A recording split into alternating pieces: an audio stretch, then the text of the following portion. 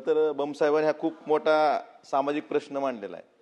काय होतं, 18 वर्षाची मुलगी झाली, ते पळून जाऊन लग्न करतात, आई वडील पोलीसमध्ये तक्रार देतात, पोलीस 18 वर्ष झाले पूर्ण, आम्ही काहीच करू शकत नाही. हा खूप मोठा प्रश्न तयार झाला. एक उदाहरण द्यायचं अध्यक्ष महोदय मला.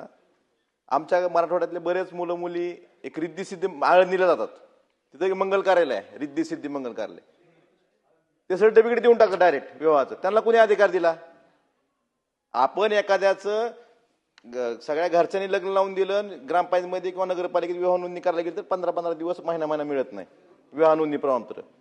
हे त्या दिवशी त्या क्षणाला प्रमाणपत्र देतात. ह्या अशा कार्यालयावर कारवाई झाली पाहिजे. हे चुकीच्या गोष्टीला प्रोत्साहन देतात. आणि त्याबरोबर एक छापील फॉर्म आहे अध्यक्ष महोदय त्यांच्याकडे. त्या छापील फॉर्ममध्ये फक्त नावं टाकायची कोरी. छापील फॉर्म कोणाच्या नावानं आहे? पोलीस निरीक्षक साहेब, त्या पोलीस स्टेशनचं नाव कोरं, प्रेमविवाह आणि घरच्यांच्या त्रासाबाबत. मी मंत्री महोदय तुम्हाला फॉर्म देतो. म्हणजे ठरलेलं आहे सगळं. काय आम्ही त्या मुलाचं मुलीचं नाव, आम्ही दोघांचे प्रेमसंबंध बऱ्याच दिवसापासून होते, सदर प्रेमसंबंधाची रूपात विवाहामध्ये करायचा आम्ही निश्चय केला असून त्यानुसार तारीख कोरी, यामध्ये आम्ही आळंदी देवाची तालुका खेड येथे कायदेशीररित्या विवाह केलेला आहे. सदर विवाहास आमच्या घरच्यांचा विरोध असल्याने आम्हाला त्यांच्यापासून आम्हाला धोका व त्रास होण्याची शक्यता आहे. आम्ही दोघे वयाने सज्ञान असून आमच्या मर्जीने निर्णय घेण्याचा अधिकार आहे. सदर विवाहाबाबत घरच्यांची पोलिसात तक्रार केली असल्यास ती रद्द ठरवण्यास यावी, कारण आम्ही कायदेशीररित्या विवाह केलेला आहे. घरच्यांच्या लोकांपासून आम्हाला संरक्षण द्यावे, त्रास होतोय. हे त्यांच्याकडे छापील फॉर्म आहे. हे जे प्रकार आहेत ना असले मंगल कार्यालयाचे किंवा जे असे प्रमाणपत्र देतात, ह्याला अधिकार आहे का? विवाह नोंदणी निबंधक आहेत का?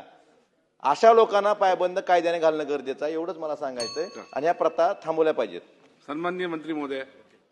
सन्मान्य सदस्य महोदयांनी जो रिद्धी सिद्धी मंगल कार्यालयामधला जो या संदर्भामध्ये जे त्यांनी एक काही इथं जो प्रश्न उपस्थित केला किंवा काही सूचना ज्या निमित्ताने मांडल्या, आम्ही महिला व बालविकास विभागाच्या वतीने उपायुक्तांकडून या संदर्भातली तपासणी ही करण्यात येईल.